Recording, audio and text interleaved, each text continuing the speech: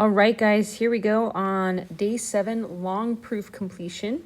So we'll be just looking at some more involved proofs that are multi-step, specifically pertaining to triangles today. So just as a reminder, we have some triangle congruence shortcuts, and we had a whole unit on this actually, on the special algorithms that let us prove that two triangles are congruent. So if you recall, we have the case of SSS where their 3 corresponding sides are congruent, and that proves that the two triangles are overall congruent. We have the side angle side where the side, 2 corresponding sides with an included angle are congruent. Angle side angle, which would be the opposite, so 2 angles with an included side. Angle angle side, right, where we have 2 adjacent angles with a side at the tail end. And then hypotenuse leg, this is the case of the right triangle. It only works for right triangles, and if the hypotenuse, which is the side across from the right angle, and then one of the legs matches up, then that works. This little reminder here that, remember, we don't have the ASS acronym that works in geometry, with the exception of this HL case for right triangles. Okay, so let's look at our scenarios here. And remember, we always start by establishing our given. So the given is telling me that in this diagram here, we have line segment BC, which is congruent to line segment DC. So BC is corresponding and congruent to DC. And they're also telling us that AC is congruent to EC. Let's label that with a different color here. So AC is congruent to EC. Okay, and then ultimately we're trying to prove that these two triangles are congruent. So we have this intermediate blank that's missing here. And so we want to find, well, in what way could vertical angles be established to prove that these two triangles overall are congruent? And if we notice that the pieces of information we already have are sides, right? And so we're thinking back to our acronyms. One of our acronyms lets us establish that an intermediate angle here, if we can prove that those two are congruent, would overall let the triangles be congruent. And so sure enough, these 2 labeled angles here are vertical angles. And so we can just say that, well, angle BCA is congruent to angle DCE. And that's literally by vertical angles theorem. Just my definition of vertical angles, they have to be congruent. And so now I've just established that these 2 triangles are congruent by side angle side theorem, right? Because we have the 2 sides with the included angle. Okay. Next situation, which, how are these labeled 1 and 3? This should be number 2. But anyway, we have our givens. Oh, I guess we made some changes here. Okay, so we are given that angle G is congruent to angle I. That's already added as a statement. And FH, so FH here, bisects angle GFI. So remember, if we have a bisector, that means that these 2 have to be congruent because it's cut perfectly in half, right? So this is just a definition of a bisector, of an angle bisector. That if this line is bisecting the angle, then it's cutting it perfectly in half, and so the 2 halves have to be the same measure. Okay, so I know that we have one set of congruent angles, a second set of congruent angles, and we have this side, this shared side here, which is that HF. We can say, well, side HF is congruent to itself, side HF. That's by the reflexive property. So this is the case where I have an angle side proof, right? Angle side. And remember, we were trying to prove that these 2 triangles were congruent, so we can establish that, in fact, triangle GFH is congruent to triangle IFH. And there we have it for proving our scenario here. Okay, next scenario we have, or we're given information that angle N and angle Q are right angles. Oh, let's make that right. So angle N and angle Q are right angles.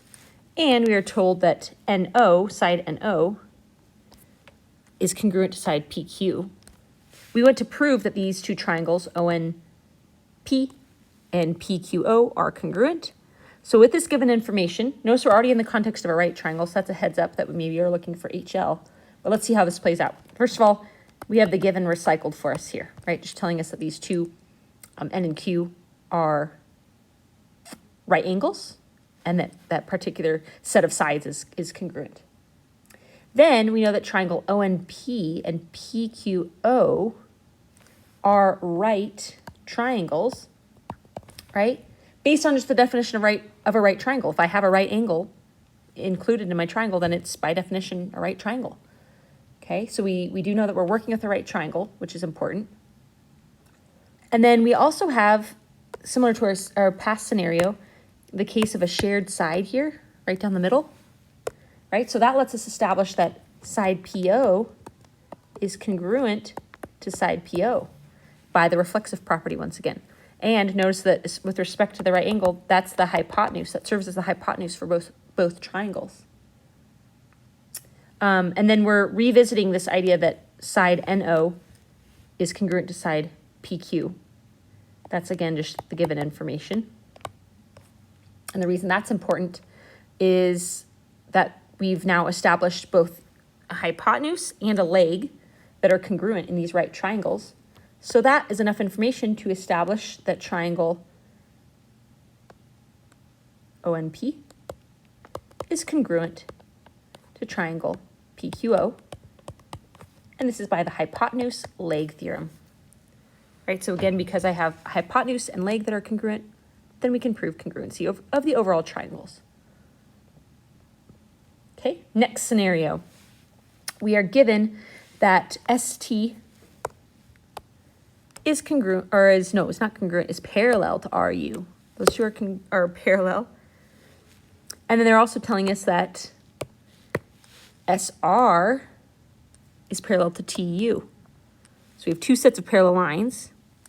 And then we're trying to prove that triangle SRT is congruent to UTR. So SRT and UTR. Okay, so first of all, I know that ST is parallel to RU. This is just a given.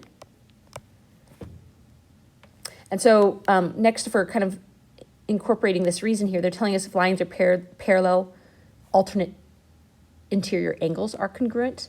That's one of my possible reasons. So that reason would justify a statement that angle STR is congruent to angle URT. So if I look at my label here, STR is congruent to UTR. Oopsies, I mislabeled that one. We want to make sure we read these in the right direction. STR,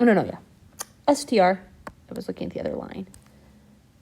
And URT, these two guys, there we go.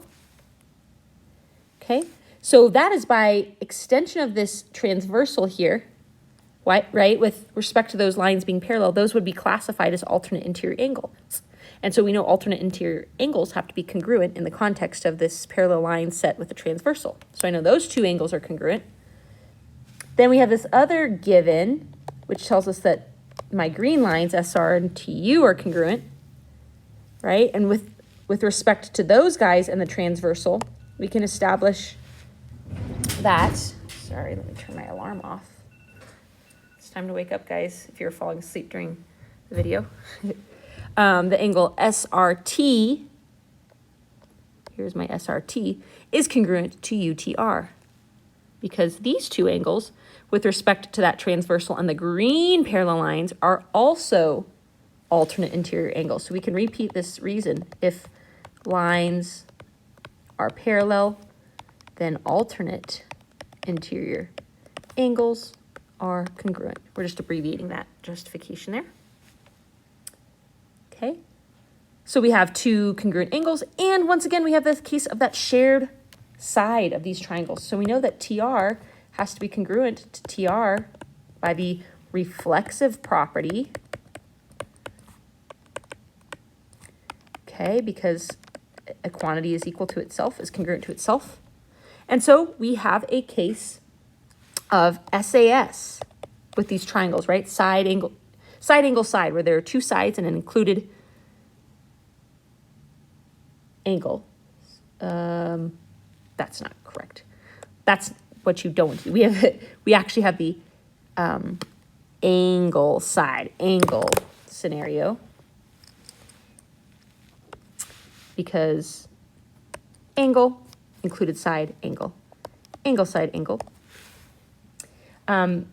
Once again, if we were to reorient, like have those triangles overlaid, we have the two angles and the included side, which are congruent. And so that lets me establish that triangle SRT is congruent to triangle UTR. Cool. All right. Well, that wraps up our discussion today. Again, we're kind of integrating a series of definitions and properties and theorems to prove that triangles are congruent. That was our focus today. All right, guys, thanks for tuning in.